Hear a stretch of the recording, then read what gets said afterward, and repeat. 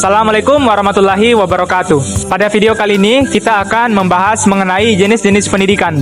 Seperti yang kita tahu, pendidikan adalah proses pembelajaran yang bertujuan untuk mengembangkan potensi, pengetahuan, keterampilan, sikap individu agar dapat menjadi anggota masyarakat yang kompeten.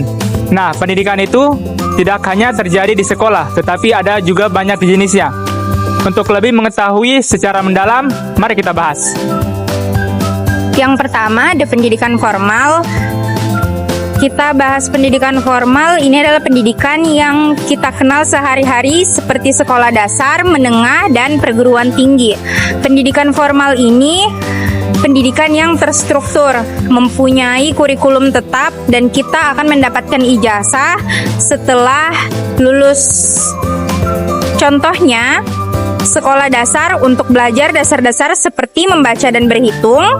Pendidikan formal membantu kita mendapatkan ilmu pengetahuan secara sistematis. Oke, selain pendidikan formal tadi, ada juga jenis pendidikan non formal, yaitu pendidikan yang biasa kita dapat di luar sekolah, seperti kursus, pelatihan, atau pendidikan kesetaraan. Misalnya kursus bahasa Inggris, belajar memasak, atau pelatihan komputer. Nah, pendidikan non formal ini cocok dan sangat fleksibel untuk teman-teman sekalian yang ingin fokus untuk mengasah keterampilan tertentu. Meskipun setelah melakukan pendidikan non formal tidak mendapatkan ijazah, tetapi dapat memiliki manfaat yang besar terutama untuk dunia kerja. Oke, jadi selain pendidikan formal dan non formal, ternyata ada juga yang namanya pendidikan informal, di mana proses pembelajaran ini itu terjadi di luar lingkungan sekolah atau lembaga pendidikan formal. Jadi pembelajaran ini itu bersifat mandiri, tidak terstruktur, dan seringkali tidak memiliki kurikulum yang jelas. Pendidikan informal ini itu terjadi melalui pengalaman sehari-hari, interaksi sosial, dan kegiatan yang dilakukan secara spontan.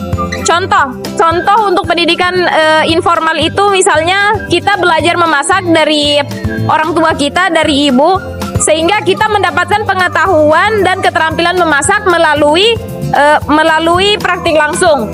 Atau misalnya kita belajar bahasa asing melalui sebuah aplikasi. Itu termasuk pendidikan informal. Selanjutnya, Pendidikan yang akan saya bahas adalah pendidikan tentang keagamaan. Selain pendidikan yang sudah dijelaskan, pendidikan keagamaan itu merupakan pendidikan yang amat penting.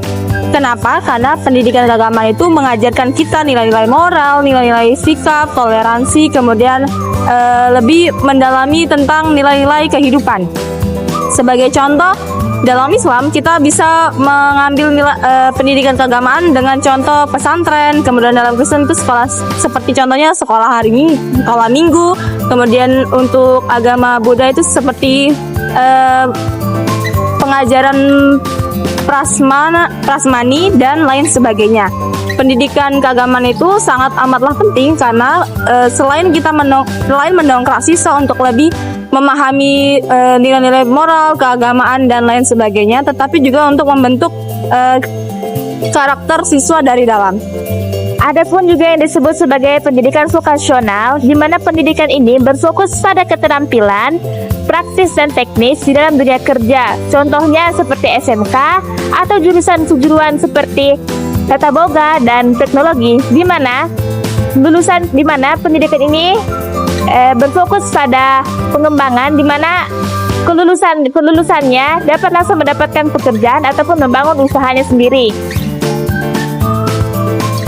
Setelah yang terakhir itu ada pendidikan inklusif.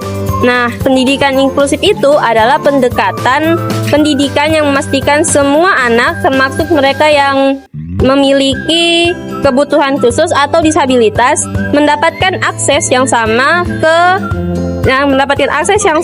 ke pembelajaran di lingkungan yang mendukung dan tidak diskriminatif. Lalu pendekatan ini menekankan penghapusan hambatan fisik, sosial, dan psikologis, sehingga setiap siswa dapat berkembang sesuai dengan potensi mereka. Nah, pendidikan inklusif juga menghargai keberagaman dan mendorong kolaborasi antara guru, siswa, dan orang tua untuk menciptakan lingkungan belajar yang inklusif dan adil. Baik, saya akan menyimpulkan kesimpulan dari percakapan tersebut, yaitu bahwa pendidikan itu memiliki peran penting pada era sekarang ini, baik dalam membentuk kemampuan, karakter, dan juga kesiapan seorang siswa untuk menghadapi tantangan di masa depan. Dan juga setiap jenjang memiliki basic atau pendidikannya masing-masing, baik dari sekolah dasar, sekolah menengah atas, dan juga jenjang universitas. Dan juga sistem pendidikan perlu adaptif dan relevan agar siswa dapat merasakan pembelajaran yang lebih relevan dan juga lebih bermanfaat dan berinovasi setiap zamannya. Dan juga yang terakhir, kurikulum yang sangat memadai juga sangat penting untuk disediakan, seperti fasilitas yang sangat memadai juga untuk memastikan bahwa pendidikan dapat diakses dan dirasakan manfaatnya pada semua orang dan bersifat inklusif di seluruh Indonesia. Sekian dari kesimpulan saya kembalikan kepada teman saya. Nah, itulah pembahasan mengenai jenis-jenis pendidikan, mulai dari pendidikan formal, non-formal, dan informal. Semoga pembahasan yang dipaparkan oleh teman-teman dapat dipahami. Sekian dari saya, sekian dari kami. Wassalamualaikum warahmatullahi wabarakatuh. Waalaikumsalam warahmatullahi wabarakatuh.